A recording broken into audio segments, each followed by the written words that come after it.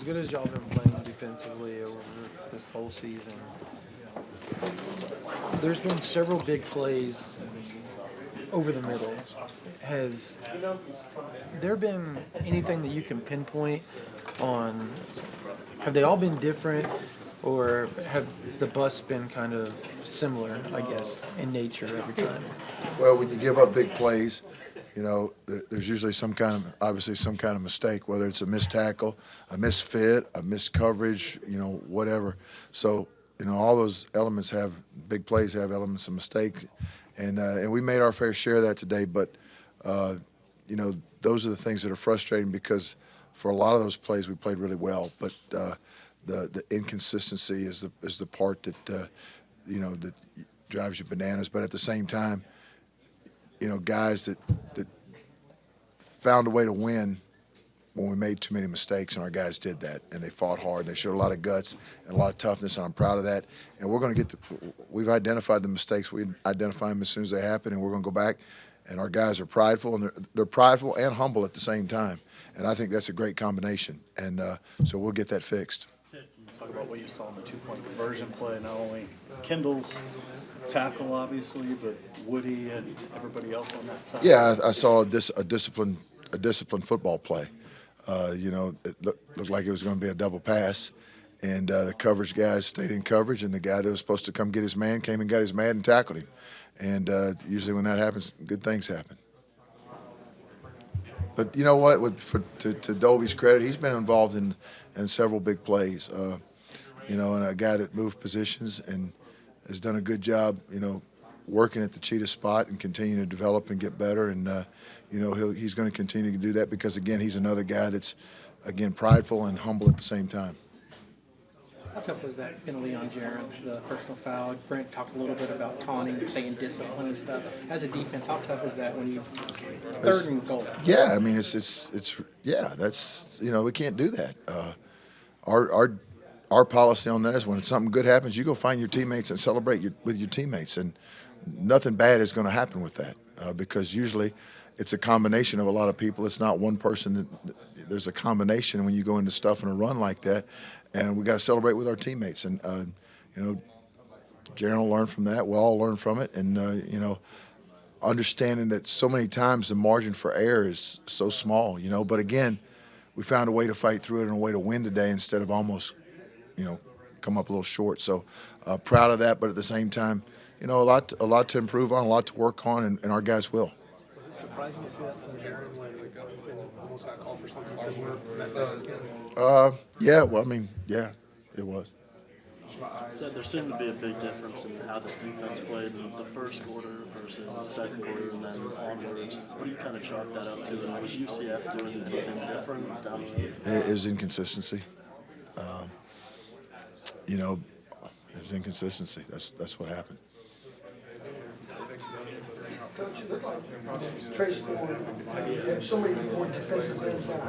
How's that helping the quality of play of all those guys? Because the other guys come off and they're all making plays. Competition is good for everybody. It brings out the best in everybody.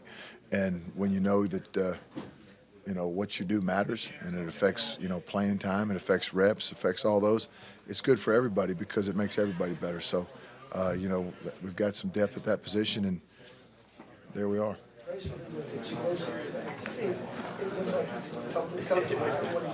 Yeah, he is. He's made some big plays for us, and we'll continue to have to do that for us as we, march down the stretch here. Brent talked about UCF and Kansas coming up being maybe two of the most deceptive teams that y'all face offensively. How do you feel like y'all handled that specific element today?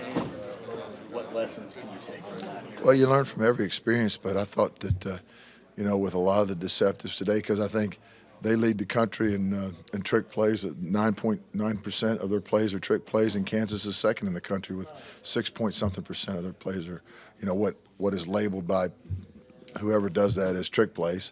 But at the same time, that's where it goes back to discipline. Discipline, getting lined up, getting the call, where I put my eyes, all the things that go into things that your pre-snap process that, if you don't have a great pre-snap process, that can get you beat.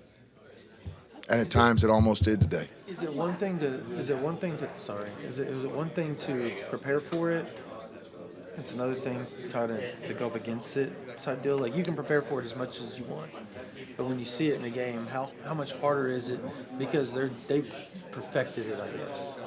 Yeah, obviously you don't get the picture, the game picture from the scout team. Our scout team does a good job, but it's not as fast, it's not as precise. But at the same time, that's how you get better. So usually, sometimes the reads are cleaner, but and the situational football IQ that we try to develop and push with our guys as far as understanding, certain situations where things like that may be more likely to happen. They've done a good job of that and recognizing it and identifying it and being an awareness. But it goes back to this, the discipline of putting my eyes where I'm supposed to be and being where I'm supposed to be when I'm supposed to be there. As elementary as that sounds, that's like really, really, really, really important. How do you prepare for a team like Kansas that has two quarterbacks and you don't know who they're going to bring out on Saturday? What goes into the process of a week like that? Well, you prepare for everything and all of them. We do a deep dive, and I think our preparation is thorough. And at the same time, we can't control that. We've just got to prepare for both of them and, use our time as efficient as we can use it and make the best of it. And whoever shows up for them shows up. You've started out 7-0, from your 6-0, obviously, leading into this. From your perspective, without naming names and everything, how much easier has the recruiting trail been for you guys compared to last year? It's certainly, you certainly have an in now because you don't have to explain, here's what's going to happen. You can say, here's what happened, and just like we said was going to happen. And, so that there's probably more, more belief by recruits. But it's certainly, winning helps a lot in a lot of things. Yeah, not just recruiting. Yeah. Good? All right. Y'all have a good afternoon.